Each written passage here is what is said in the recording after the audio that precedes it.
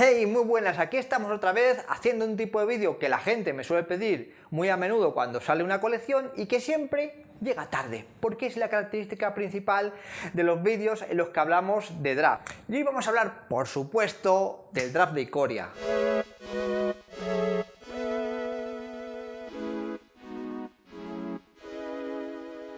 Y antes de ir al turrón os voy a dar dos consejos que los considero básicos. De hecho, son tan básicos que los digo en todos los vídeos. Pero sí, si viene alguien nuevo, así no entra despistado y se entera un poquito de qué va la cosa. Lo primero y más importante, jugar un draft de Ikoria no es lo mismo que jugar un draft de M20 o jugar un draft de Trono del Trade, porque hay cartas distintas en cada colección, hay mecánicas distintas, hay habilidades diferentes y te pueden ocurrir cosas como que una misma combinación de colores se juegue de una forma muy distinta si estás haciendo un draft de M20 respecto a un draft de Ikoria. El otro consejo básico, importante y fundamental es que no es lo mismo el formato de sellado que el formato de draft. En el formato sellado te abres 6 sobres, te haces una baraja de 40 cartas, te metes las tierras que te hagan falta y a correr y a jugar. En cambio, en draft vas a hacerte una baraja con 3 sobres. Eso sí, vas a estar pasando constantemente sobres a tus compañeros de mesa. Y ya simplemente eso es una gran diferencia. Normalmente te van a llegar más cartas y vas a recibir más cartas para hacerte tu baraja, y por eso generalmente las barajas que te hagas en un draft suelen ser más poderosas. A nivel de estrategia están mejor orientadas que las barajas que te puedes hacer en un sellado, que son con las cartas que te tocan y punto. Y también es por eso que muchísima gente prefiere jugar el formato de draft antes que el formato de sellado, porque te permite controlar mejor qué estrategia quieres jugar. Y una vez que sabemos este par de consejitos básicos y fundamentales, ahora sí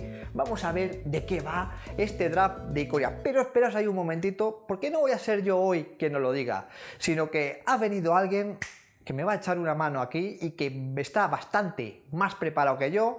Me voy a quitar de hecho la gorra para recibirle con este peinado que parece que me ha chupado un camello. Y hoy vamos a hablar del draft de Ikoria con David González, uno de los miembros del equipo Show and Tell, que ha conseguido auparse en la primera posición de mítico drafteando esta colección. Así que yo creo que va a tener mucho más que decirnos que lo que os pueda contar yo, porque él tiene mucha más experiencia con esta colección y la ha jugado un montón de veces. Así que venga, vamos a verles, que yo creo que con esto las videollamadas estará hasta nervioso esperando y todo. Bueno, David, me han contado que esta colección, es decir, que el draft de Ikoria se te da realmente bien, ¿no? Muy buena, Chus. Bueno, no sé si muy bien, pero por lo menos he tenido buenos resultados. No me quejo. Mejores que yo seguro, porque yo he estado derramando oros por todos los lados.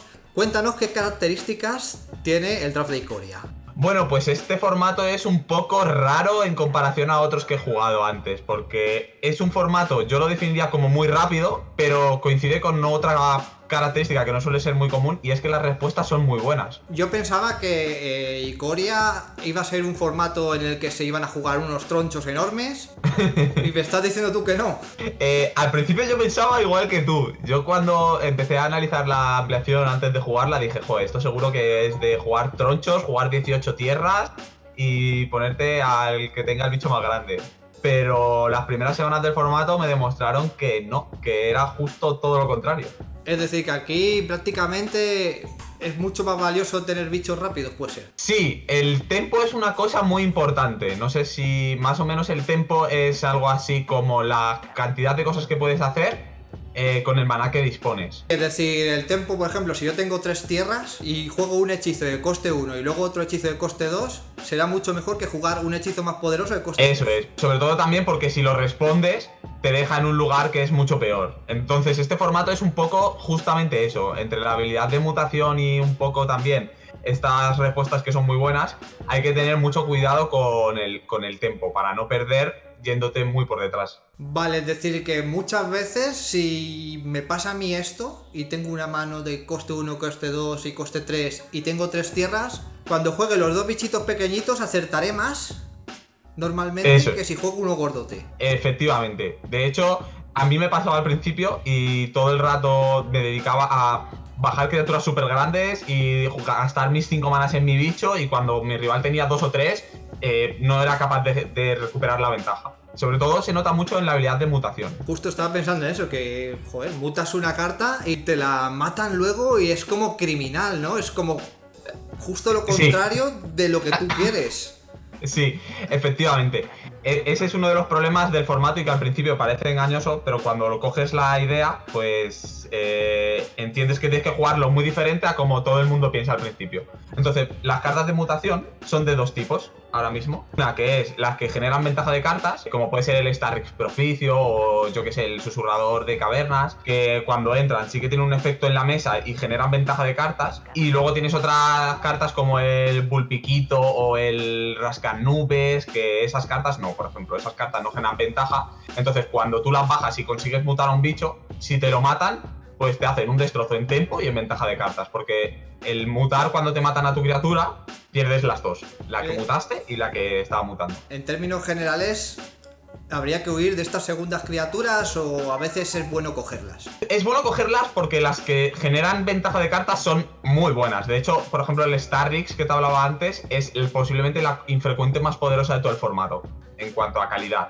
Entonces, claro, cuando tú tienes esa carta sí que compensa mucho, pero las cartas que no generan una ventaja en sí, que no dicen roba una carta o descártale uno al otro o mátale un bicho al otro, estas son mucho peores. Entonces, si jugar cartas de mutar, sí, pero con mucha cabeza y sobre todo saber cuáles son las cartas de mutar que dan un salto de calidad. Además es curioso porque contra más criaturas lleves de mutar, imagino, menos criaturas vas a poder mutar en condiciones, porque lo que mola es tener un bichito 1-1, por ejemplo, un mierda seca, mutarle, convertirle en un tocino y ya intentar pasar por arriba. Sí, a ver, el tema es, mutar es una habilidad de las más difíciles yo creo que ha habido en Magic, en el Magic reciente por lo menos, porque tiene muchos problemillas de reglas y además es que es complejo solamente el hecho de cómo funciona. Y es importante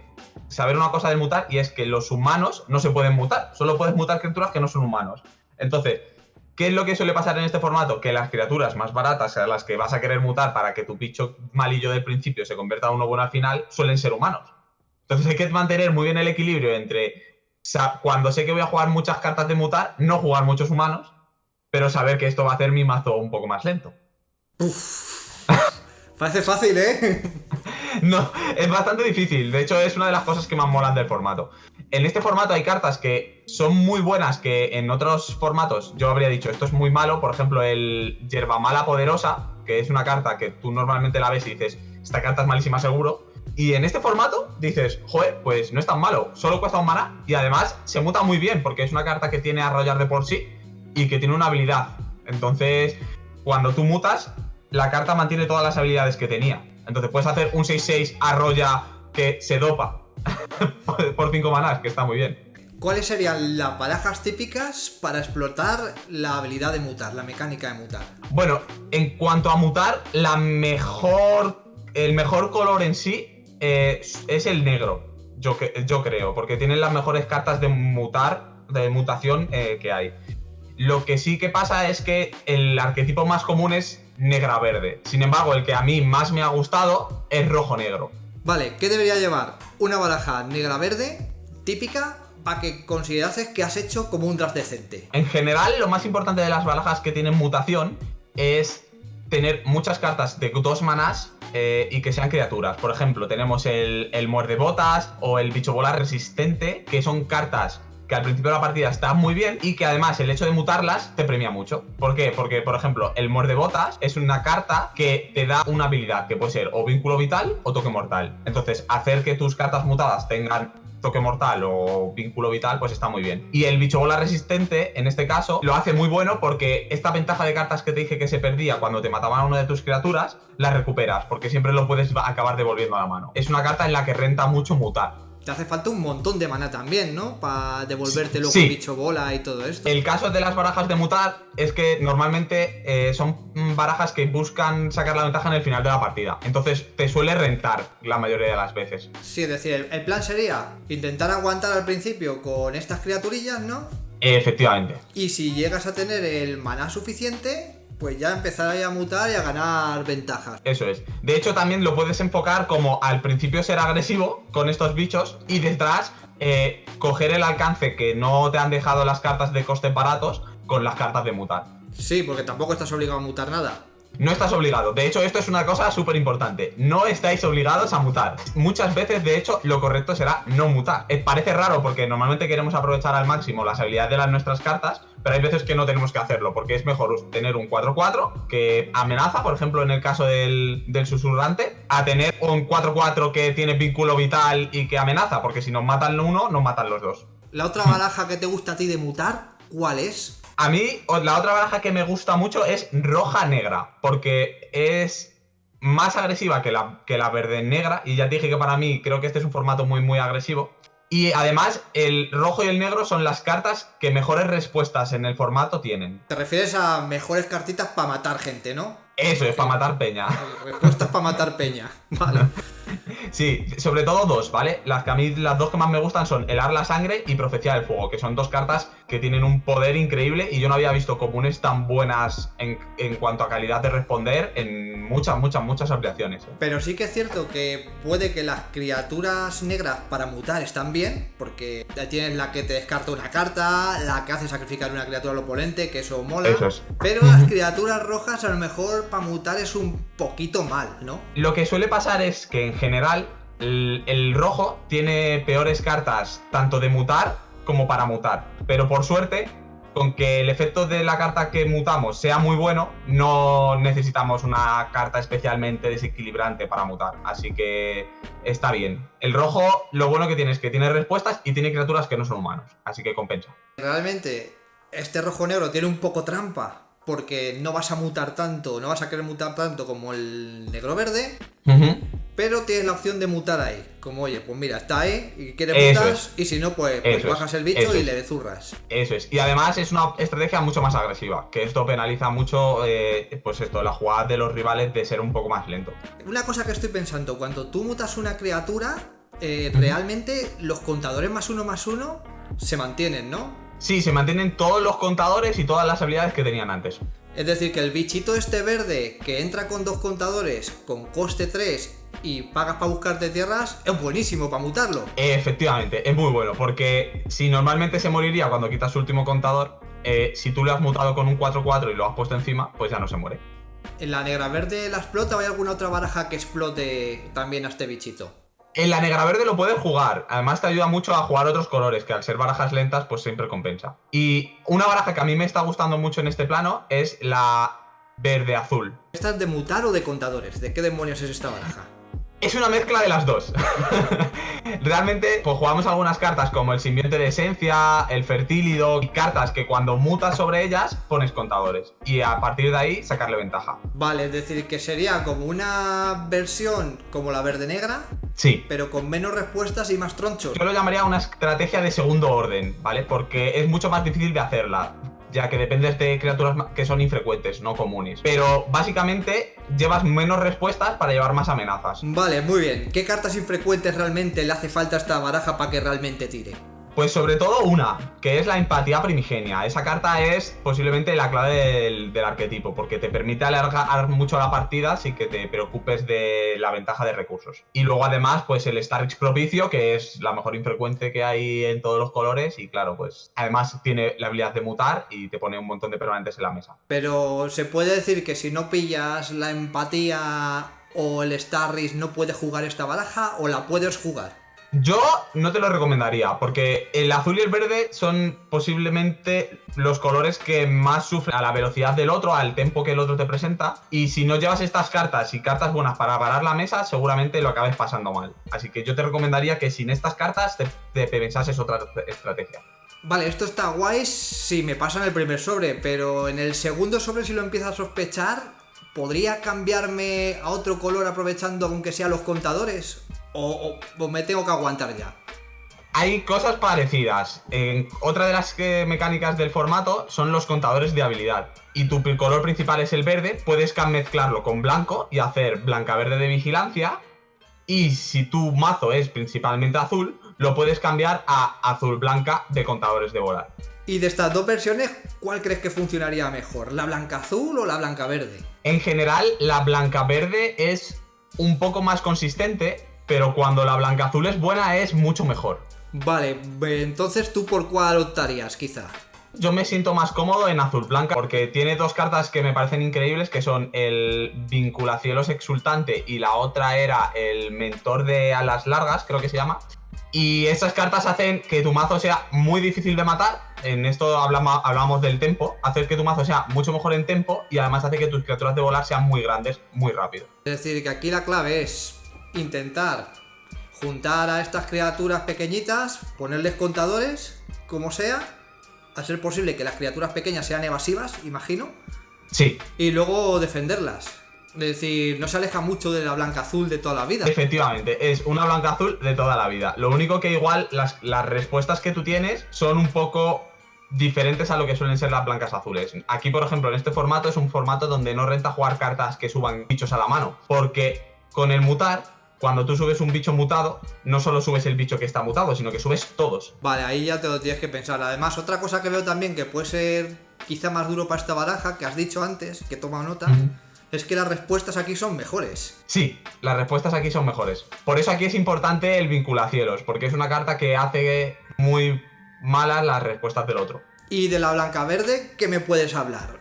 Ya hemos visto que eres en plan jugón, es decir, o que todo salga muy bien como la blanca azul, o muy mal. Efectivamente. En cambio, a quienes queremos ir con un motor diésel bien tranquilitos a jugar nuestra partida sin sobresaltos, ¿qué tenemos que hacer para coger esta blanca verde? Bueno, pues blanca-verde gira en torno a todas las comunes que tienen vigilancia. Tienes cartas comunes que son muy buenas, como el 2-4 que tiene vigilancia o el giráfido. Y luego una carta infrecuente que a mí es una de las que más me gustan, que es el 2-4, que ganas una vida por cada criatura con vigilancia que controlas al final del turno. Al igual que sí que lo veo claro la mecánica en el blanco-azul, bien, el plan lo veo claro. Aquí en el blanco-verde no lo veo tan claro, porque realmente es... Bajo un bicho con vigilancia, bien, tiene vigilancia. Bajo otro. Yo me siento al menos que estoy jugando como bichos al bulto. No sé yo qué carta puedo draftear aquí para salirme de este rango. Vale, aquí en general tus primeras cartas van a ser muy así. Pero luego hay unas cartas al final de la curva y que te van a ayudar a que cuando se alargue la partida tú tengas un pedazo de troncho enorme. Yo recomiendo normalmente dos. El Mamut de la Miel y el 7-7 que se cicla por 2. Que estas son las dos cartas que también son comunes y que dan mucha ventaja al arquetipo, porque al principio tú paras la mesa y como las criaturas del rival, si tú acumulas varias, no suelen pasar por eso, por esa mesa que tú pongas, cuando tú bajas un 7-7, pues tienen un problemón alucinante. Sí, vamos, al final el turbo que mete esta baraja es bajando un troncho. Efectivamente. El típico mazo verde de tronchacos enormes que te baja de repente un 4-4 y dices, ahí va, ¿y esto cómo lo mato? Pues ese es este arquetipo. Vale, este sería el del 4-4 y luego como broche final el 7-7. Y si puedes tener un King Kong de estos que cuando entran en juego luchan, pues ya a la caña. Ya la leche, eres el rey gorila, el rey del zoo. Eso es. Nos queda hablar de una última mecánica que me he dejado al final, porque sí, quiero saber tu opinión, sobre todo hablando de la mecánica de ciclo. ¿Tú crees que aquí se les ha ido un poquito la mano a Wizards con el desarrollo de esta mecánica? Es decir, antiguamente, yo desde que tengo uso de conciencia, la habilidad de ciclo era una habilidad que normalmente se utilizaba pagando 2 manás, pero es que aquí estoy viendo cartas de 1 maná incoloro. Esto, sí, ya te digo yo, que cuando salió la habilidad de ciclo, si lo sacan la gente se vuelve loca, echa espuma por la boca. ¿Tú crees que aquí se les ha ido un poquito la mano intentando empujar esta habilidad para que la gente la juegue? Puf, esto daría para escribir un libro, supongo. En general, yo no creo que se les haya ido de las manos en cuanto a las cartas de ciclar, pero sí que se les ha ido de las manos las cartas que sacan beneficio cuando ciclas. Es la típica criatura que cuando tú la ciclas va a dar un contador de vínculo vital, un contador de toque mortal o de dañar primero, ¿no? Sí, y además también las cartas que, por ejemplo, cuando tú ciclas ganan +2/+0, cuando tú ciclas giras otra criatura, cuando tú ciclas haces cualquier cosa, son muy buenas, muy buenas. ¿Pero por qué son buenas? Porque realmente estás robando una carta y haciendo cosas gratis. Efectivamente. Y además es que esto es una cosa que pasa mucho. Las cartas de ciclar, como solamente cuestan mana incoloro, puedes jugar todas las que tú quieras. Entonces hay una cosa que lo que hace de verdad los mazos buenos en draft es cómo de fácil es construirlos. Un mazo que es muy bueno y es muy fácil de construir seguramente sea el mejor arquetipo del formato. Y esto es lo que le pasa a las barajas de ciclo. Las barajas de ciclo necesitan solamente 4 o 5 cartas que sean buenas con la habilidad de ciclar y un montón de cartas de ciclar aunque sean malas o que no sean incluso de los colores que tú tienes. Por ejemplo, yo que sé, la fuga de los recuerdos. Yo he estado jugando muchísimo la roja blanca de ciclar y jugaba 2 o 3 o 4 copias de estas cartas que se ciclan aunque tú no sepas que no la vas a jugar durante la partida, pero tienen un efecto y además no pierdes ninguna carta. Entonces en tempo es la caña porque solo pagas un mana por un efecto muy bueno, o varios incluso. ¿Qué criaturas podemos meter para aprovechar esta habilidad de ciclar? Bueno, las que a mí más me gustan suelen ser las cartas rojas y blancas, ¿vale? La mejor es el estratega trampero, porque aparte de que es común, el efecto que tiene en la mesa es tanto muy bueno para atacar como muy bueno para defenderte. ¿Y el monete? Que tiene unos ojitos. Sí, el monete es posiblemente la mejor común roja en cuanto a criaturas hablamos. Su habilidad es súper relevante, que es dañar primero, y además hace que sea imbloqueable, porque tú nunca sabes cuántas cartas de ciclar va a tener el otro en la mano. Cuando a ti te ataca un mono, tú sabes que tu 3-3 está en peligro, que tu 4-4 está en peligro, y que igual tu 5-5 igual cae. ¿Se puede decir que este arquetipo de ciclar está un nivel por encima del resto? Sí, por lo que te comentaba. El poder es más alto, sobre todo si consigues juntar las cartas infrecuentes como el Melenatrueno o la Hélice de Rayos que le hace daños igual a las cartas de ciclar que tú tienes. Y además es muy fácil de montarla. Entonces, claro, se nota muchísimo la diferencia. Si tú tienes 2 o 3 cartas que marcan la diferencia, pero es que además montarlo es casi gratis, lo puedes estar forzando todo el rato. Es decir, tratar de construir el mazo draft tras draft tras draft y ganar.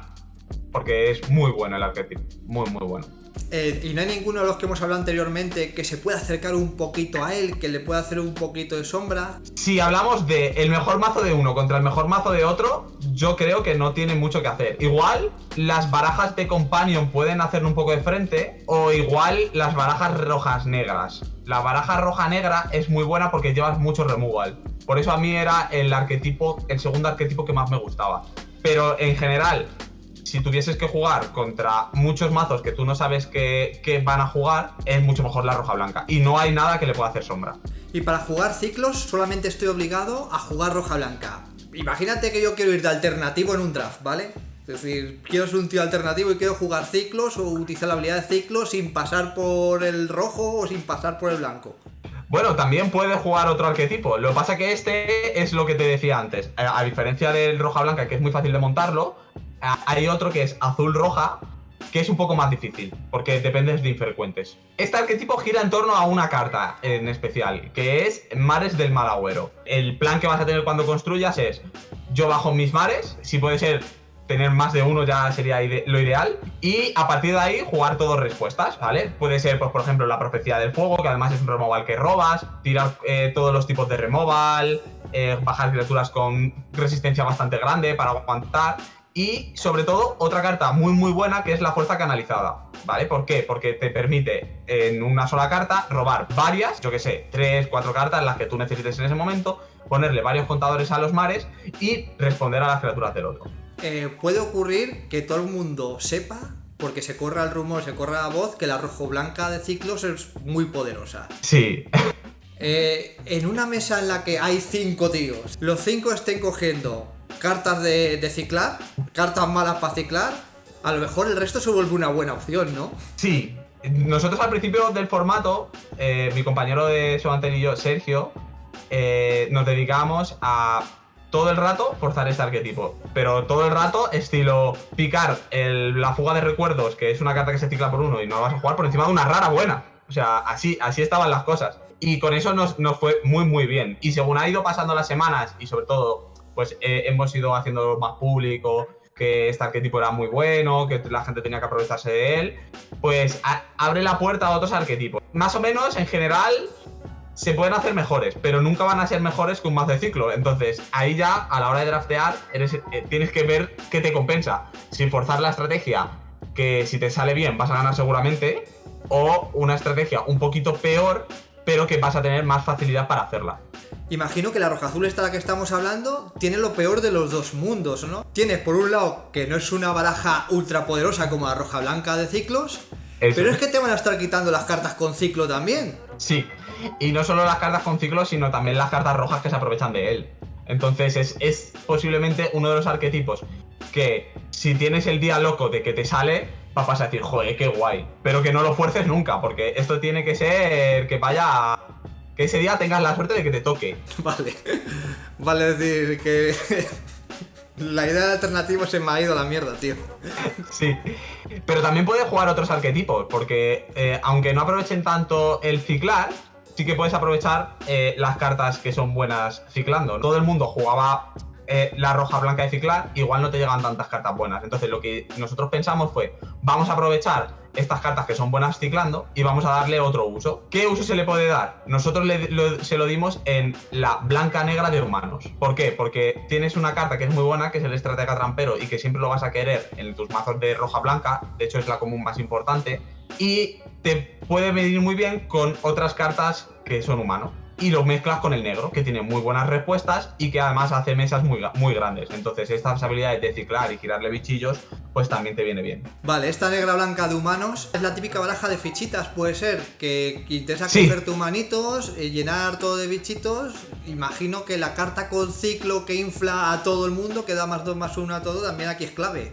Efectivamente, sí. Sobre todo a mí, en este arquetipo, me gustan dos cartas, que son una, el comando de la brigada nocturna, porque te genera un token que además es humano, y otra carta súper importante que es la destrucción mutua, que era una carta que yo al principio de jugar dije, esto es una castaña, y que según he ido jugando más, me he dado cuenta de que era mucho mejor. Hombre, sí, cuando pones fichitas de humanos 1-1 totalmente Eso imprescindible, dices, bueno, si me lo han regalado. Eso es gratis. Sí, y además también lo puedes mezclar como por ejemplo el bicho bola resistente, lo puedes mezclar con muchas cartas que en el negro son muy recursivas, las puedes jugar todo el rato, entonces claro, compensa. Vale, pues yo creo que le hemos dado un buen repaso a este draft de Ikoria, ¿no? ¿Te has dejado algo en el tintero, algo que quieras decir? Podríamos hablar un poco de que hay un arquetipo, entre comillas, que siempre lo puedes acabar jugando, que son los companions, los compañeros. Realmente es un arquetipo que si tú te abres la rara en el primer sobre, fuerzas a ese arquetipo, ¿vale? Es como una carta que hace un arquetipo nuevo. Entonces es muy interesante y mola un montón jugarlo porque da al juego muchos ángulos de cómo formar tus barajas. Mola un montón. Es decir, que es buena idea que si te abres, por ejemplo, un Lurrus, Sí. ¿vale? Te hagas un mazo alrededor del Lurrus, directamente. Eso es, puede compensar muchísimo. De hecho, muchos dicen que esto es el segundo mejor arquetipo, pero también, claro, es el más difícil de jugar. A mí, los que más me gustan son Keruga, Geganza y Jorion. Pero Jorion es jugar con todo, ¿no? Con todas las cartas. Posiblemente sea el que más me guste porque es el más divertido, pero no el mejor. Pero mola un montón jugar tu baraja de 60 cartas en draft. Además, así todo el mundo piensa que eres nuevo, tío. El tío no se entera de nada. Cuando vas a un draft de tienda, ves a un tío con un mazo así y dices, este es su primer draft. Claro, luego cuando te enseña que juega Jorion, a lo mejor te Sí, replanteas las cosas. te baja el 5-4, te hace todos los bichos, todas las habilidades otra vez y tal, y dices, joder, esto yo no me esperaba que fuese así. Muchas gracias por venir, tío, y por echarme aquí un cable con esto del draft, porque todo esto lo tienes mucho más sintetizado en tu cuenta de Twitter. Y gracias, yo que sé, a vuestro equipo por el trabajo que habéis hecho también.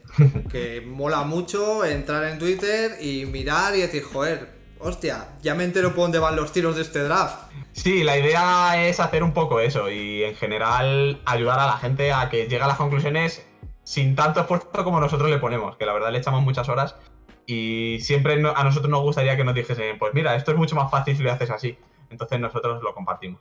No, sí, la verdad es que yo creo que habéis facilitado mucho la vida a la gente con eso, macho, y espero que se pueda facilitar más la vida a la gente con este vídeo. Si hay alguien por ahí que conoce un arquetipo que no conocemos ni David ni yo, sería muy bueno que lo dejase ahí en los comentarios, que lo dijera, que hiciera como ha hecho este hombre y que no se fuera callado como una puta a su casa a hacer las cositas. Y yo qué sé, si te ha gustado este vídeo, pues deja ahí una mano pajera bien fuerte y nos vemos, Ojulai. ¿Dónde se ha ido?